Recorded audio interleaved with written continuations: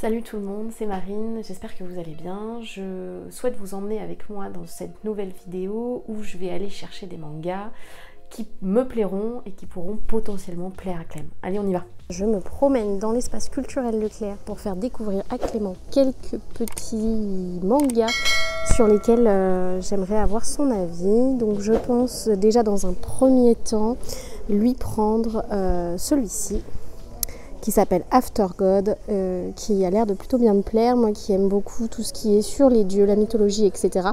Celui-là a l'air d'être pile poil dans le thème.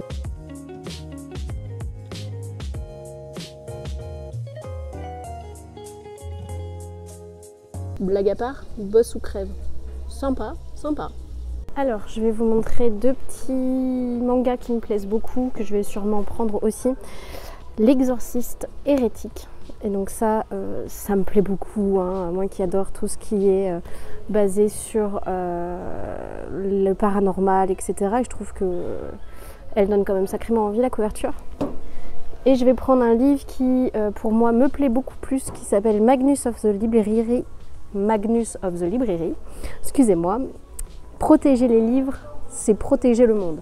J'adore, c'est totalement dans mon univers, moi qui adore la lecture et qui adore les livres. Voilà, donc je pense que je vais prendre ça pour Clem pour voir ce qu'il en pense.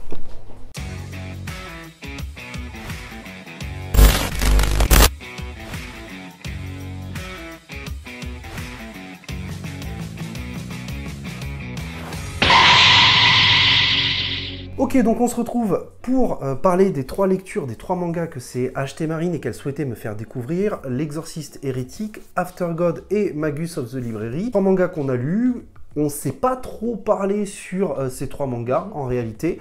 Et je vous propose tout de suite d'avancer ce qui est notre top 3, notre top 2 et notre top 1 en partant du pire vers le meilleur. Bien évidemment, c'est des grands mots, mais on vous expliquera un peu plus en détail. Marine, quel est le manga que tu as le moins aimé dans cette liste ?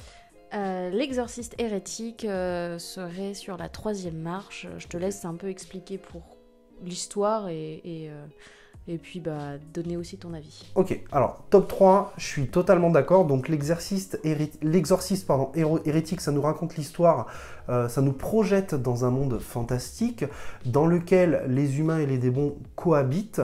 Mais il va se passer ce qui va se passer, c'est-à-dire que des démons vont dévaliser l'empereur qui possède 10 artefacts sacrés, 10 artefacts qui vont décupler les pouvoirs des démons. Et on va retrouver notre héros principal, Fuzuki, ainsi que son apprenti.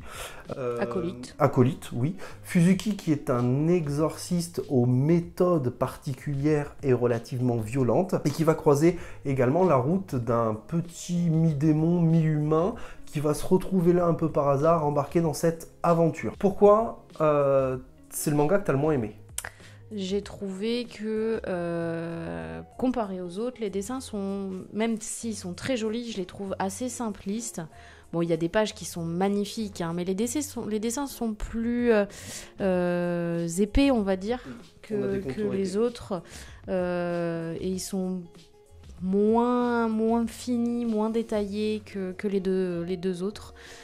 Après, l'histoire va très vite aussi. C'est assez vite implanté. Je trouve que ça va peut-être un peu vite, mais sinon oui, après c'est quand même une bonne lecture, hein. Il y a pas de doute là-dessus, quoi. Alors en réalité je suis totalement d'accord avec ce que dit Marine, pour la simple et bonne raison que rien que l'histoire, je la trouve pas si originale que ça en réalité.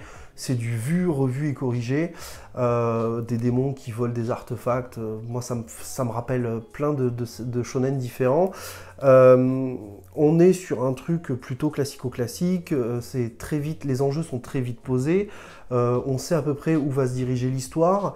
Les personnages sont plutôt cool. J'aime bien le personnage de Fuzuki, même si en soi, les trois personnages qu'on nous présente dans cette histoire, je trouve qu'ils ont rien d'extraordinaire en fait. Il n'y a rien qui se dégage d'eux, tu vois. Franchement, c'est mignonné, quoi. Ouais. On va dire que c'est... Mais l'histoire, elle est pas hyper profonde, quoi. Il n'y a pas de profondeur, réelle profondeur, en fait, dans l'histoire. On sait que le manga, en une demi-heure, il était bouclé, quoi. C'est ça. Voilà. Et voilà, donc au niveau des dessins, je pense que tu as tout dit. On a des traits plutôt fins, mais des contours assez épais. C'est un peu vite sur certains dessins. Les combats sont plutôt dynamiques, plutôt sympas, mais encore une fois, c'est très vite expédié, je trouve. Ça va très très vite. Oui. Et je trouve que c'est, en fait, au niveau du scénario, c'est très vite, c'est téléphoné en fait. On sait où ça va et on sait à peu près le résultat qu'on a eu. Donc pour moi, si je devais mettre un manga top 3, ce serait celui-là aussi. Et je suis pas sûr personnellement, moi, de dépenser de l'argent dans cette série-là. Eh ben moi j'ai un problème avec les séries parce qu'il faut que je les lise. Donc moi je vais sûrement les acheter, on les revendra sûrement derrière, mais moi j'ai un vrai problème avec ça, c'est qu'une fois que j'ai commencé une série, il faut que je la finisse. Donc et c'est comme ça que ça soit pour les mangas ou pour mes lectures personnelles à côté, je peux pas m'arrêter donc j'ai pas lu la fin. Voilà. Je te propose de passer au top 2 sur ces deux lectures. Quelle serait pour toi la lecture top 2, celle qui est entre les deux en fait? Eh ben on va échanger les rôles, tu vas me dire lequel est pour toi ton top 2 et je te dirai si je suis d'accord avec toi. Alors mon top 2, ce serait After God. J'ai eu un gros dilemme sur ces deux mangas parce que j'ai adoré After God et j'ai beaucoup aimé Magus of Librairie, mais pour la qualité de ses dessins, effectivement, Magus prendra le top 1 et donc en top 2, je mettrais bien After God. Malgré mon attachement profond sur ce manga que j'aime beaucoup. After God, donc pour résumer un peu l'histoire, on nous projette dans un seinen, c'est un seinen qui nous projette dans un monde, on est dans du post-apocalyptique. Grosso modo, on nous explique que des divinités sont arrivées sur Terre, qu'elles ont détruit une partie du monde. C'est des divinités qui sont dangereuses, qui vivent dans une zone spécifique, oui. Qui, en croisant notre regard, peuvent nous tuer. Et en fait, on va rencontrer la jeune Waka qui souhaite s'intéresser à cette zone, qui souhaite rentrer dans cette zone pour essayer de se venger des divinités avant d'être capturée par un drôle de personnage. Et en fait, au cours de sa capture, on va apprendre qu'elle a quelque chose en elle qui soit pourrait renverser le monde, soit on pourrait s'en servir pour détruire les divinités en fait. C'est un peu l'idée du manga. Alors, je commence, je te laisse, oui. Ensuite je te laisse passer. After God, en termes de scénario, encore une fois, c'est pas si original que ça. Derrière moi, vous avez les X de Clamp, c'est exactement le même scénario. C'est le personnage peut soit détruire le monde, soit le sauver. Donc pour moi, c'est du déjà vu. Par contre, je trouve l'histoire des divinités super intéressante. On a des personnages qui sont plutôt intéressants. C'est un tome 1 qui semble très peu épais, mais qui en réalité est très très dense, qui va nous apprendre beaucoup de choses sur les personnages, sur le monde, sur les divinités. On ne sait pas encore d'où elles viennent, mais de quoi elles sont capables. Par contre, quel est le laboratoire de recherche scientifique qui va capturer Waka, quels sont les personnages, quels sont leurs buts. On va apprendre notamment que ce laboratoire, il va avoir la responsabilité de créer une arme anti-divinité, quitte à bafouiller les droits de l'homme, l'être humain. Ils vont pas se gêner. C'est un seinen, hein, donc on l'a dit, c'est assez violent dans ses propos, c'est assez brutal. De temps en temps, on n'oublie pas quand même la petite pointe d'humour, la petite pointe de légèreté qui fait plaisir, qui fait relâcher un petit peu la pression. Mais voilà, comme je le dis, pour moi c'est un top 2 parce que le scénario est pas si original que ça et j'ai vraiment besoin à la suite de cette lecture d'un tome 2 et d'un tome 3 pour me décider si je dois continuer cette série ou pas. Donc j'aurais besoin vraiment, c'est typiquement le genre de manga, j'ai besoin d'au moins entre 2 et 5 tomes pour savoir si je vais faire le reste de la série ou pas. Je trouve que l'édition est plutôt jolie, c'est plutôt qualitatif. C'est vrai qu'on a vu les couvertures en librairie, elles sont incroyables. La tome 2 et la tome 3, ça donnait envie de les acheter. Par contre, les dessins sont très jolis. Encore une fois, on a des cases qui sont assez vides, mais c'est très joli. Non, je pense que j'ai dit à peu près tout ce que je voulais. Moi, alors After God vraiment a été un de mes chouchous. J'ai beaucoup aimé en fait le coup de crayon et la façon d'amener le manga, même si effectivement ça peut paraître téléphoné. Effectivement, elle va sûrement devenir une arme, etc. Mais derrière ça, il y a quand même une vraie histoire d'amitié En fait, elle vient pas pour tuer des divinités parce qu'il faut tuer des divinités. Elle vient parce qu'il y a une vraie histoire derrière ça et que les divinités, elles ont des pouvoirs qui sont malgré elles, hein, parce que je pense que des fois c'est pas forcément fait exprès, très dangereux en fait à rendre les gens complètement accros. Et j'ai trouvé que les dessins étaient magnifiques. Les dessins des... En fait, quand on voit dans le manga, elle a une part de divinité en elle qui ressort. C'est très joli, c'est très artistique comment c'est montré. Et en même temps, il y a une vraie violence dans ce manga. À un moment donné, elle se fait transpercer la tête par un pieu et c'est bien décrit, quoi. Donc, mais j'ai beaucoup aimé, moi, ce manga. Personnellement, je l'ai trouvé génial. Donc moi, oui, effectivement, je continuerai la série. Top 1, du coup, vous l'aurez compris, ce sera Magus of the Library pour nous deux. Ouais. Alors, pour résumer un peu Magus of the Library, ça nous raconte l'histoire de Shio, un jeune homme qui est passionné de lecture, qui aime s'évader et qui, malheureusement, dans la vie, n'a pas beaucoup de chance de par notamment son statut social, rejeté par la plupart de son village, rejeté par le gérant de la bibliothèque de son village, qui l'empêche de lire. Et ce jeune Shio, il rêve, lui, d'aller à la bibliothèque centrale, la grande bibliothèque centrale où il y a plein de livres dans une ville un peu plus éloignée. Et en fait, ce qui va se passer, c'est qu'il va rencontrer dans son village des envoyés de cette bibliothèque centrale. Grosso modo, c'est à peu près tout ce que je peux vous dire. Là aussi, on est sur un tome relativement dense. Il y a beaucoup de choses à apprendre, il y a beaucoup de choses à comprendre. Magus of the Library, c'est de l'heroic fantasy.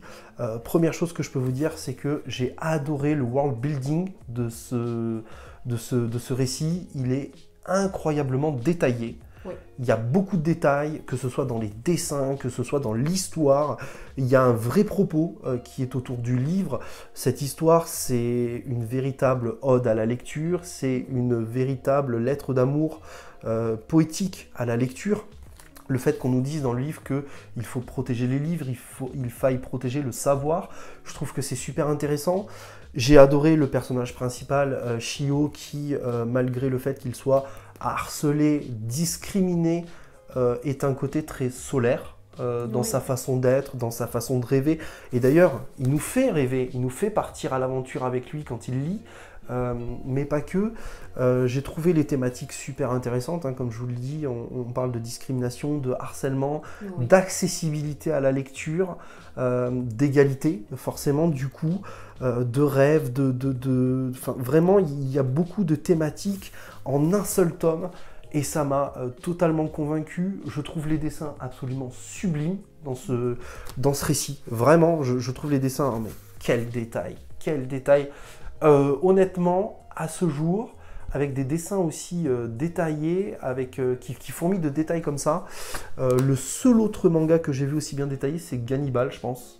Ouais, et encore, parce que Gannibal, des fois, les détails, c'est pas aussi poussé. Hein, voilà, bon, après, là, t'as un peu tout dit, je vais plus avoir grand-chose à dire, mais par contre, moi, il m'a fallu du temps pour lire le manga et en apprécier, en fait, tous les détails.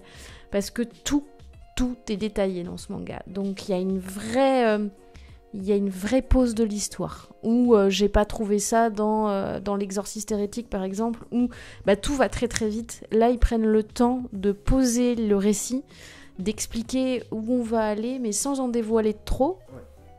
Et ça donne en fait envie de lire la suite. Mais c'est un manga qui plaira à tous ceux qui aiment la lecture, tout type de lecture, hein.